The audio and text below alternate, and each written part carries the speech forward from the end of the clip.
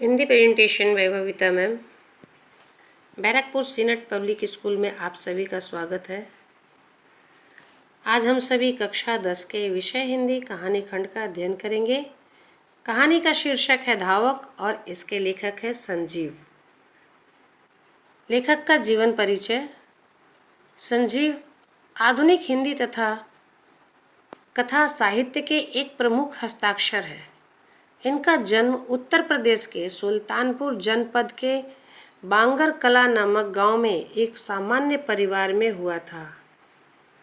इनकी शिक्षा दीक्षा पश्चिम बंगाल में ही हुई थी। यहीं से आपने स्नातकोत्तर के समकक्ष डिग्री हासिल की थी। मूलतः ये विज्ञान के छात्र रहे हैं, पर लेखन हिंदी में किया है। स्टील प्लांट कुल्टी में कार्यरत रहते हुए साहित्यिक गतिविधियों में भी आपकी रुचि रही है। संजीव जी ने हिंदी साहित्य की सभी विधाओं में अपनी लेखनी का जादू बिखेरा है, पर मूलतः ये कहानीकार है। रचना संसार। संजीव जी का रचना संसार व्यापक है। ये समकालीन कथा साहित्य के प्रमुख हस्ताक्षर। आप शोध परक निबंधों के लिए जाने जाते हैं। प्रमुख कृतियाँ: 20 साल का सफ़रनामा, प्रेत मुक्ति, प्रेरणा स्रोत कहानियाँ, दुनिया की सबसे हसीन औरत, गुफा का आदमी प्रमुख कहानी संग्रह है। किशनगढ़ के अहेरी नीचे आग है, पांव तले की जमीन, धार, जंगल जहाँ शुरू होता है, ये सभी उपन्यास हैं। पुरस्कार सम्मान। इनको प्रथम कथाक्रम सम्मान 1997 में, अंतर्राष्ट्रीय इंदु शर्मा सम्मान 2001 में, भिखारी ठाकुर सम्मान 2004 में और पहल सम्मान 2005 में मिल चुका है। 2013 में इनको श्री लाल शुक्ल स्मृति सम्मान से नवाजा गया है। अभी भी ये साहित्य सृजन में सक्रिय है। धावक कहानी का सारांश। स्पोर्ट्समैन स्पिरिट पर आधारित कहानी धावक में कथाकार संजीव ने दर्शाया है कि सच्चा स्पोर्ट्समैन केवल खेल के मैदान में ही नहीं, बल्कि जीवन के हर क्षेत्र में हार जीत की परवाह न करते हुए ईमानदारी की नीति पर कायम रहता है। ऐसा सच्चा इंसान ही परिवार और समाज के लिए उपयोगी सिद्ध होता है। आज के दौर में धूर्त और अवसरवादी लोग अनीति के सहारे जीवन के हर क्षेत्र में सफलता अर्जित कर लेते हैं, लेकिन सच्चे स्पोर्ट्समैन को ऐसी सफलता कतई मंजूर नहीं होती है। धावक कहानी कथावाचक के द्वारा पूर्व दीप्ति शैली फ्लैशबैक में लिखी गई है। कथानायक भंवलदा ऐसे पात्र है जिसके चरित्र को केंद्र में रखकर खेल के मैदान से लेकर सरकारी नियुक्तियों में फैले भ्रष्टाचार को दर्शाया गया है। भंवलदा खेल के मैदान में पूरी ईमानदारी से दौड़ते हैं। वे खेल को खेल भावना से खेलते हैं। खेल अथवा जीवन में बेईमानी उन्हें कतई पसंद नहीं है। दूसरे लोग आगे बढ़ने की होड़ में उन्हें लंगी मार देते हैं। भंवलदा गिरकर चोट खाते हैं और धूल झाड़कर फिर दौड़ में शामिल हो जाते हैं। उनके प्रति अन्याय को देखकर दर्शक दीर्घा में बैठे लोग जब आक्रोश से भर उठते हैं तो वे आक्रोशित भीड़ को नियंत्रित करते हैं। उनके लिए हार जीत कोई मायने नहीं रखता। उनमें स्पोर्ट्समैनशिप ऐसा है कि प्रतियोगिता का अंत हो चुका होता है, उसके विजेताओं के नाम घोषित हो चुके होते हैं, लेकिन भंवलदा सारे चक्र पूरे किए बिना ट्रैक से नहीं हटते। वे खेल की मर्यादा को खूब समझते हैं। एक बार बाधा दौड़ में द्वितीय स्थान प्राप्त करने पर भी उनका प्रतिद्वंदी उन्हें चुनौती देते हुए माँ की कसम खाने के लिए कह देता है। इस बात पर बिगड़ भंबलदा कहते हैं, शायद तुम्हारी माँ नहीं है, वरना इस तुच्छ पुरस्कार के लिए तुम माँ को दांव पर नहीं लगाते। मैं ऐसे पुरस्कारों के लिए नहीं दौड़ता, मुझे तो सिर्फ अपने को तौलना था और वह मैं कर चुका। जीवन की दौड़ में उनके भाई अशोक दा उनसे आगे निकल जाते हैं। स्कॉलरशिप मिलने के बाद अशोक दा बड़े साहब की नज़र में आ जाते हैं। वे चीफ पर्सनल मैनेजर तक बन जाते हैं। वे उन्हीं की लड़की से शादी करके देश देशांतर का भ्रमण करते हैं। अशोक दा की शादी क्या होती है, अपने गृह का त्याग कर वे बंगलों को अपना लेते हैं। अशोक दा की शादी से माँ पूरी तरह टूट जाती है।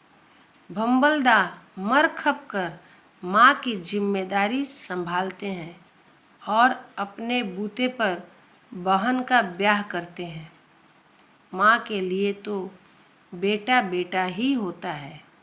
माँ को यह बात पूरी तरह सालती कि उनका एक बेटा उनकी छाया तक से बचता चलता है। भंबलदा के सामने अपने दर्द को झुठलाने के लिए अशोक दा की तारीफ़ों के पुल बांधती है। चाहे कुछ भी हो, कहीं भी पहुंच जाए, कहलाएगा तो मेरा बेटा और तेरा भाई ही ना।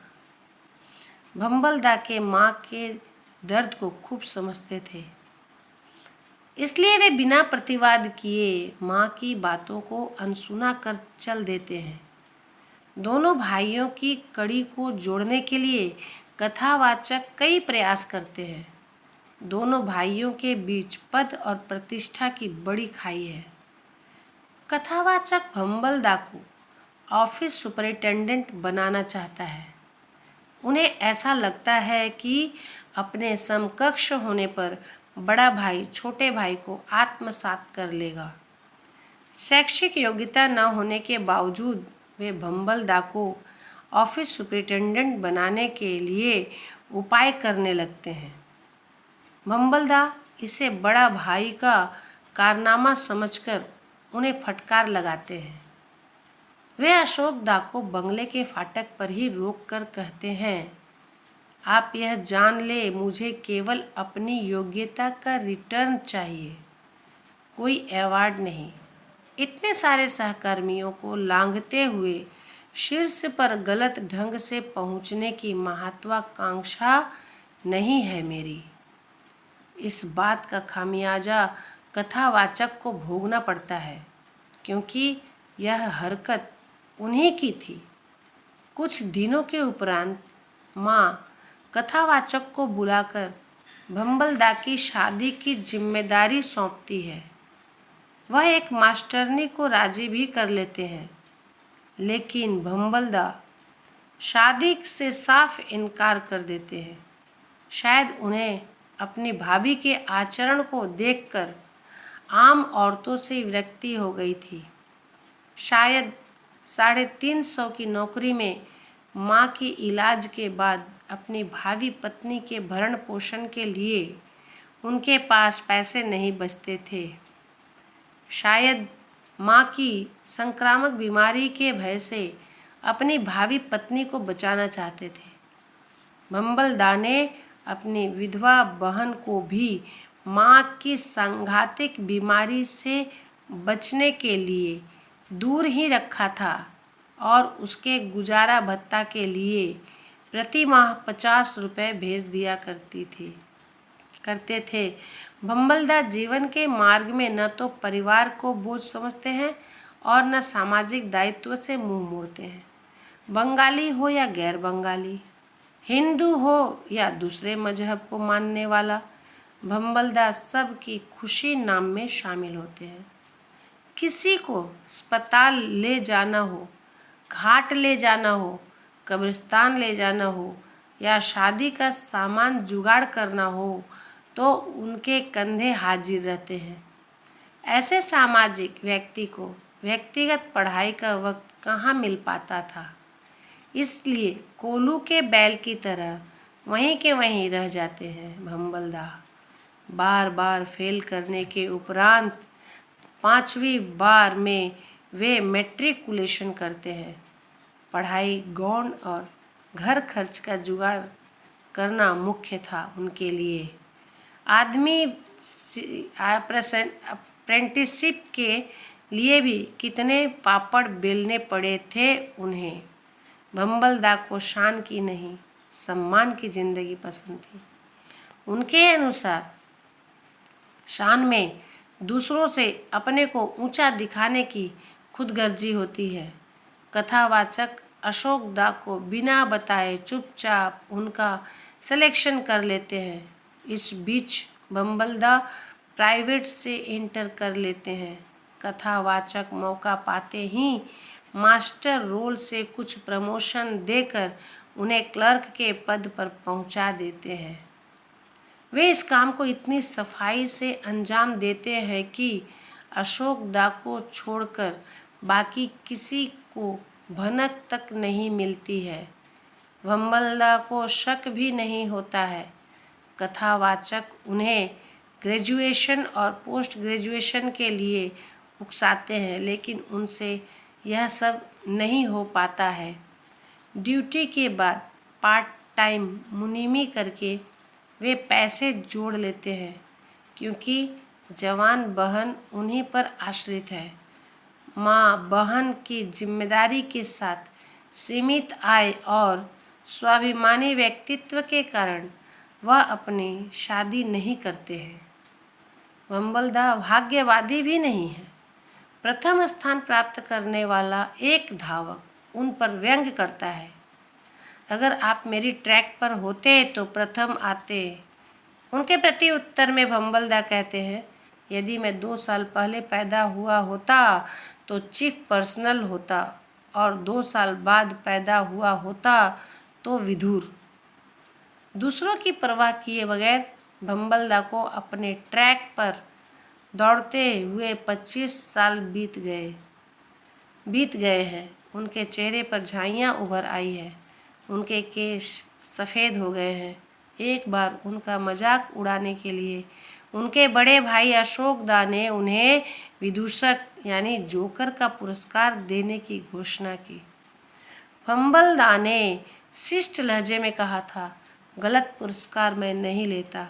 तुम्हारी पुरस्कार लिप्सा तुम्ही को मुबारक। इसे मेरी ओर से तुम रख लो, खानदान का नाम रोशन करने के लिए। उस दिन भंबलदाह को पहला स्ट्रोक होता है। कथावाचक को भंबलदाह का अतीत खेल के मैदान में याद आता है। उस दिन मैदान में ढेर सारे पुराने खिलाड़ी उपस्थित हैं, लेकिन भंबलदाह के बगैर मैदान सूना सा लग रहा है। कथावाचक अशोक दा के साथ भंबलदाह की खोज खबर लेने के लिए उनके घर जाता है।